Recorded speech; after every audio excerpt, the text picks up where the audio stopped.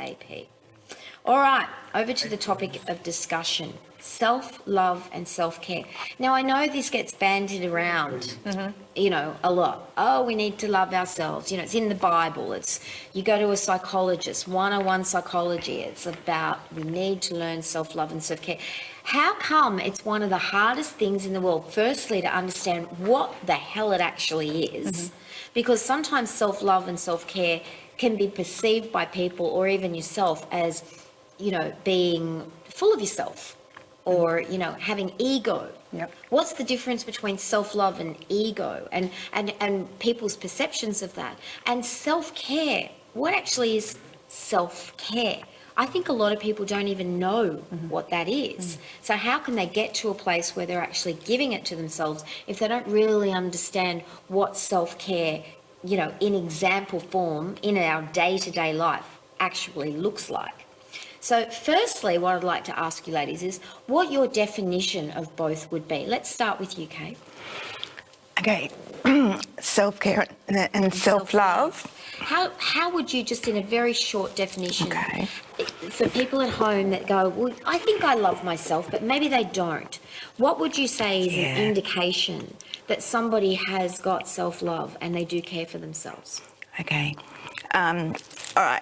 Self-love and self-care, it's quite a broad topic because we've got the spiritual side of us, we've got the mental side of us, and also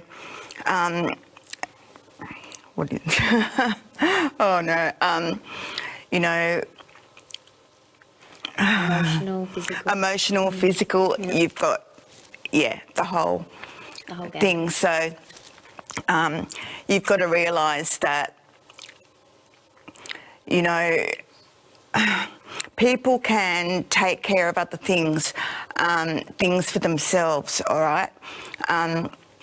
You need to sort of be happy with your work, be happy with your kids, with your relationship, and if you can't handle those sort of things, that is actually an indicator that you're not looking after yourself properly, that your needs aren't met because you're having burnouts, you're not having enough time out. You might be working all the time around the clock. You might be with your kids all the time, not having quality time with your mate. Okay, so there's all of these little things that you need to think about. Putting yourself first. It's all about necessity, what you need, okay, in all of those areas. I think that's a really good subject to raise, because what I'm constantly finding with people is seems to be a balancing act. At what point is self-love self-indulgence? At what point is self-care not caring for the other people in your life that need to be cared for? Basing on what our needs are. I know what my needs are, but that doesn't necessarily mean that the needs of my family who are reliant upon me are going to have their needs met. And I think sometimes people get very much out of balance with that, or can't ask for that. I am very clear as I've got older as to what my needs are, and I need alone time. I love my own space and I love my own time. That's my self-care, the walk on the beach on a Sunday afternoon. I've got tons of friends. I have always lots of social invitations to go to places, but sometimes I'll just say, that's enough, I've had a busy week. What's your definition of it? I think self-indulgent tends to be less of a problem than self-care does. Self-care stems from self-love and self-worth, and that really is a foundation piece for everyone to live a fulfilled whole life. And I think we learn from our upbringing, and there's, our childhood, the formative years, set a really strong precedent for how we value ourselves and how we treat ourselves. We watch mother, father, siblings, or whoever the formative people are in our lives at that point treat themselves and treat us, and what stories we make up about ourselves at that moment. At that moment, you might decide, I need to be loved. I'm not lovable. I'm not pretty enough. I'm this, I'm that. So we make up stories, positive and negative, about ourselves at these times in our life, and then we carry them into our teenage years and adulthood. that's the soul journey, to experience something and to heal and grow through it. So the discovery of self-love is to untangle some of these stories and experiences we've had in our life, to learn self-worth, self-love. I've met very few people that have an incredible amount of self-love. I've met a lot of people that have a lot of self-love. I've met people that don't have self-love. So there's a whole gamut, and it depends on what area of life. It isn't quite universal. Yeah. You might be a bit of lack in relationship, but the career house is, I deserve that promotion, I deserve that money, but I don't quite deserve the great guy. Or I deserve the amazing marriage and the children and the great home, but I don't know if I'm good enough to have that promotion. So the self-love tank is an interesting one, and everyone needs to look into it and to understand, where am I really struggling with self-love?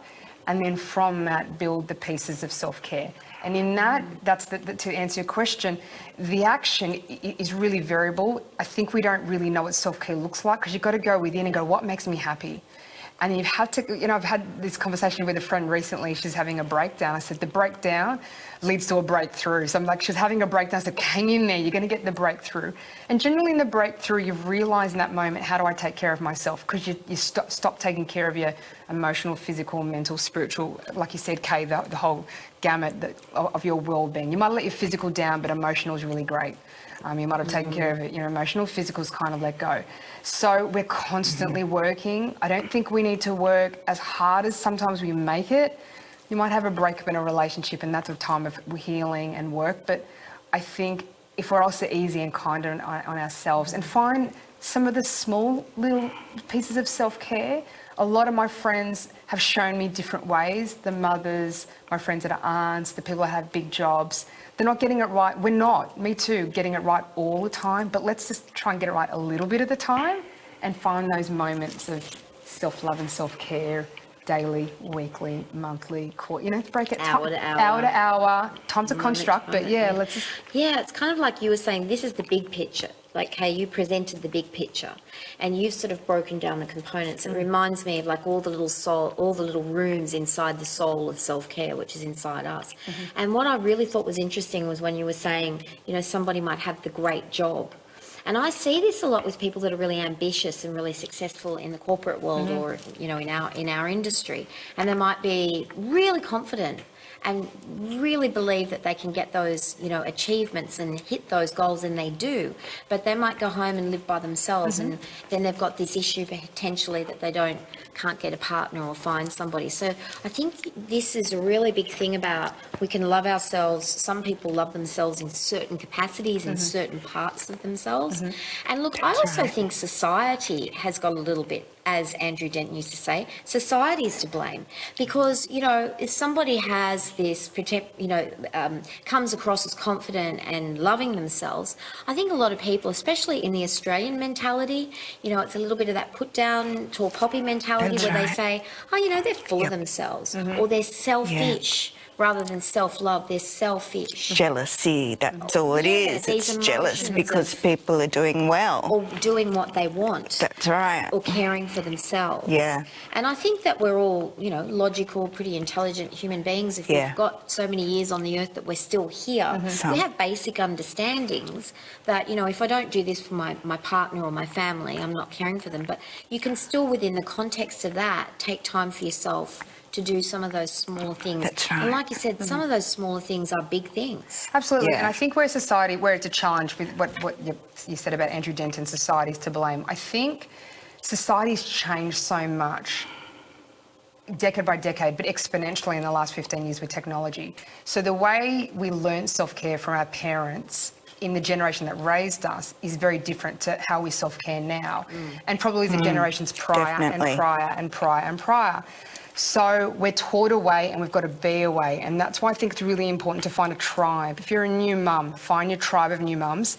Mum will show you, and dad and aunt and mother will show you a way of self-care, but some may resonate, some may not, because we're just different now. We're raised in a different time. So I really believe finding your tribe to help you on the self-care journey, where you can discuss what self-care looks like right now in this day and age. That's such an important thing to raise. What do you think about this whole thing around the age of self-entitlement? Do you think maybe that's self-care? Because it's a different generation and it's changed and people are more open with You don't think so? No. Okay. Self-entitlement is completely different to self-care, I think. Entitlement is I should be entitled to this because, you know, my parents had a house and, you know, I want the best sneakers and I want this, that and the other. God, when I was growing up, you just got what you had, you know, we're given and that's it. Yeah, that's right. Mum gave me polka dots. That's all I We got. handed it out. Stripes or Yeah, polka Yeah. my mum sewed as well, and we all wore the yeah. same. Well, I had a second-hand rusty bike and my dad was a doctor and mum was the managing director secretary at Old Sydney Town. So I don't know what was going on there, but that bike was the best thing ever. You know what I mean? Yeah, absolutely. Yeah. So It is all relative, isn't it? It And you were saying is, before a little definitely. bit about self-love and self-care being the foundation. yes. So just of- explain that. We were talking about that a little bit before. Okay, so it's like building a house. You need to have a good foundation and a strong foundation, otherwise you're going to crumble, aren't you? If you don't get up and have breakfast, if you don't sleep properly, you don't take care of yourself, you're always thinking of other people's needs and worrying about other people, you know, then none of your needs are being met and, you know, then you can't think about what you would like to achieve because you're so busy worrying about other people's needs, you know. So, yeah, it's a lot of things in one, isn't it, to take into consideration. Like, yeah, it's dimensional sort of thing, definitely. What would be an example, Sheila, would you say, of a person maybe that you know or a circumstance where you could say, I can, or maybe just some examples of what self-care and self-love look like? So, yeah, it's interesting. I like that question because I think we give people advice, and I found when I give a friend advice, sometimes their eyes will just glaze over and I'm like, oh, I've lost them because I'm not hitting the button. So I think you have to go within and find what makes you happy. And I think that involves sitting quietly and really thinking about happy moments. And sometimes they can be nostalgic because they might involve not having children or having a job with less stress or living in a different, you know, place.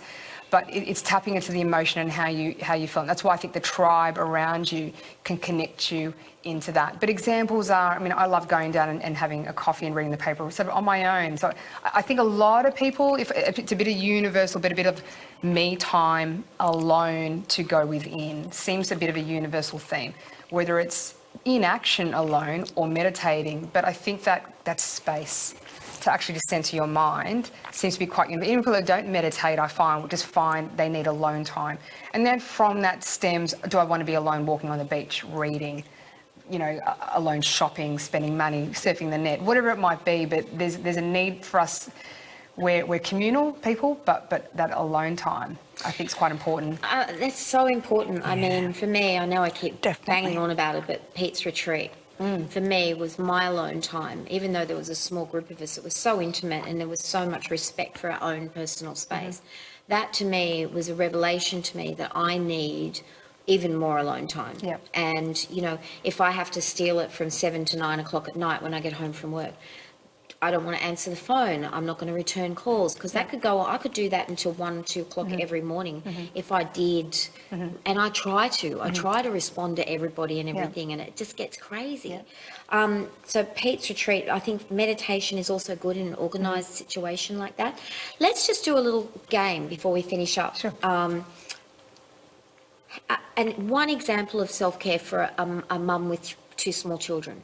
Ooh, look, I think I'm an aunt, so I'm not a mum. I'm going to just caveat that. But what I see with my sisters is just a need to not be with them, but know they're okay. So self-love and self-care is spending a little bit of cash if you have it on a babysitter and doing something for yourself, and even away from your husband. That's what I've noticed. So it's an activity not related to husband, children, or partner children, and it really is an activity you want to do that you kind of did before this came along. That's what I've noticed amongst my friends. It doesn't have to be a long time or even that frequent, just kind of... The girls' night out. The girls' night out, the movie. Kick the guilt to the curb. Yeah. All mothers should have, what is it, $40, $60, it might be $80 to get a babysitter. How worth it?